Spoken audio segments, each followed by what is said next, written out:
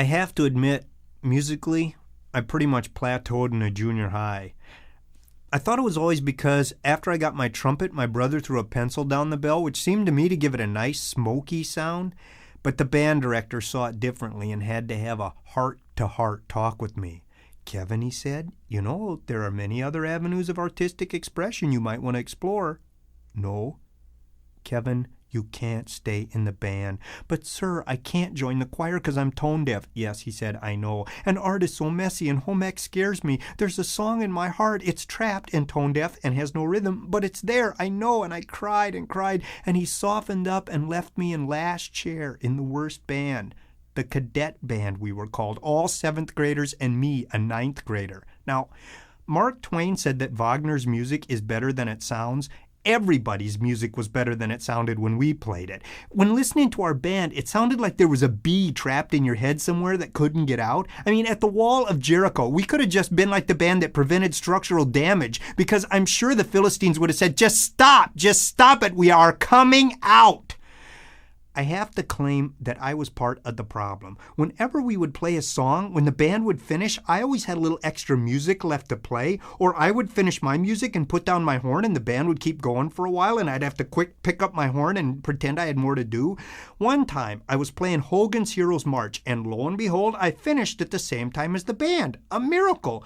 Then the band director said, "Very good, band, and now we'll play the Hogan's Heroes March." I thought we were playing the Hogan's Heroes March. I still don't know what they were playing. Now, the best time of the year to be in band was the summer, because of marching band. I loved marching band. For one thing, everybody got to play, so I was mixed in there with Kim Feller, first chair state champ, and the drummers, all hockey players, tough and cocky and sinewy, and the music. I mean, this isn't regular band music, no. In marching band, we played bona fide pop hits. I mean, everything could be a marching band song. "Hello, darkness, my old friend. Silence is golden, golden. See the tree, how big it's grown. Purple haze, dog, dog eat dog. Tequila." Best of all were the uniforms. School colors, orange and black, ancient and wool for both seasons. High beef-eater hats, fur hats that had to be cinched in so tight your eyebrows set just above your upper lip. I remember bringing home my uniform. I was so excited, but I was kind of small, so they'd given me a girl's uniform with darts sewn into the chest. And even worse, when I put it on, the darts went in, accentuating my concave sunken chest and giving me a look like I was a mold for a 57 Caddy bumper. My mom, bless her heart, stayed up all night taking out those darts, and I was set for summer.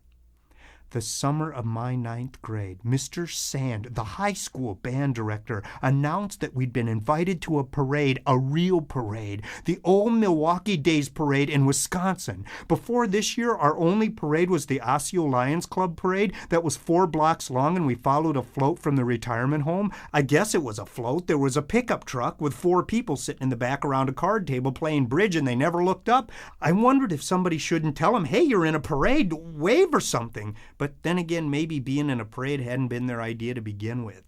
But now, we were headed for the Old Milwaukee Days Parade, 3 miles long. We would be judged against other bands. Mr. Sands also announced that he was going to turn us into something. Well, we already thought we were something. Oh no, we drilled for a month. "Come on, you lazy good-for-nothings, you call that an embouchure? Put that horn to your lips and give me 20. We marched into the nights, up and down the streetlights of Osseo, kids sitting on corners taunting us, corner after corner, eyes tight, lines forward, and Mr. Sand did turn us into a well-oiled machine.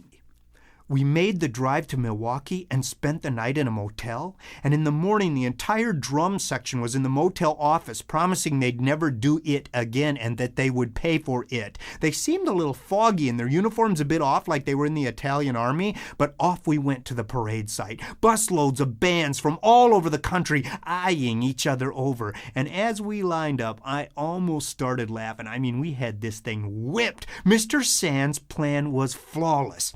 A block block away, we would start with Hogan's Heroes, Old Basic. Then as we approached the judging area, we would feint back with a little MacArthur Park, as a palate cleanser. Then hit 'em hard with 25 or 6-4. Man, it was brilliant. I looked up front at our drum major, Mike Marichek, size 15 boot, an imposing figure, haughty, powdered, pampered, rouged, and ready for action. In his white beefeater hat, he looked like this giant, beautiful Q-tip. We lined up, and suddenly an official jumped in front of our drum major. Hold it, hold it.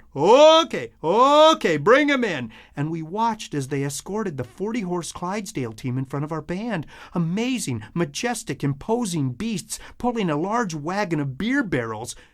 And no cleanup crew, which meant in 10 minutes we were going to be walking down the middle of Milwaukee in 98-degree heat with a 40-horse fun factory minding every step of our way. Those wool uniforms were starting to heat up. My beefeater hat felt like a solar collector. "Keep your heads high," directed Mr. Sand. "Don't panic, we've trained for this." And just in case, Mr. Sand handed out salt pills. "Take these in case of emergency," he said. I'll never forget just before the judging table, as our front row, the flute section, hit something slippery on the pavement. Watching those beefeater hats drop was like a scene out of Barry Lyndon. It was horrible. I decided not to look down no matter how or what I felt. The drummers were phased throughout. We hit the judging area and kept our heads high. 25 or 6-4. After the parade, Mr. Sand came around to everyone individually and told us he was proud. I looked down at a once spotless spat.